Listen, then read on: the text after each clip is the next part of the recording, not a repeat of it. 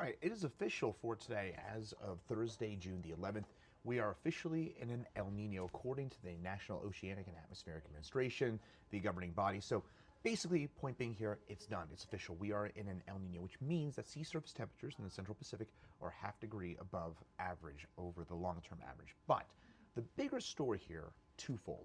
One, and I'm going to get into what this means for Colorado in just a second as well, but twofold. One, just a reminder, just a little over 2 months ago, we were officially in a La Nina. So to go from below average sea surface temperatures to above average sea surface temperatures in a 2 to 3 month span is a really shockingly quick transition. So that's one.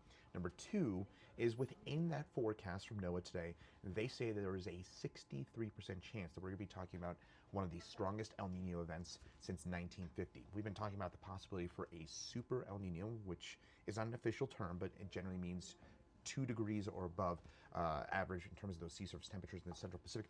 Point being, we could be talking about one of the strongest El Nino events in recent history, if not going back to the 1800s. So that means also a big effect on global weather. What could this mean for us across the globe?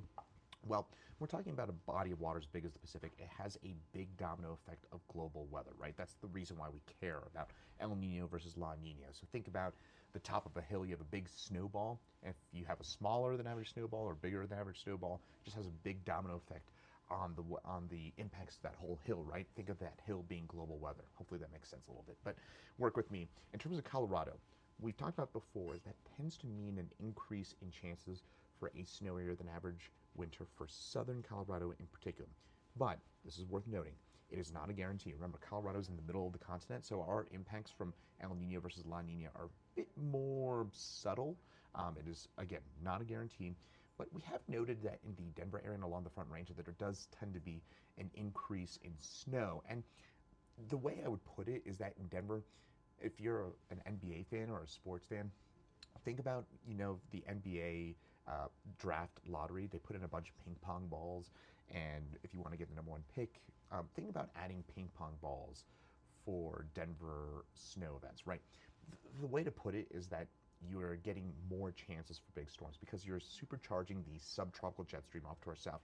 That can often supply the storms that bring big snow events to Denver, but you need a lot to create a Denver area snow event. So it's not a guarantee, right? It just gives you probably a heightened chance for a snowier than average winter in Denver and along the Front Range, and for southern Colorado, and about equal chances for central and northern Colorado. Of course, more updates as we head through the summer and winter.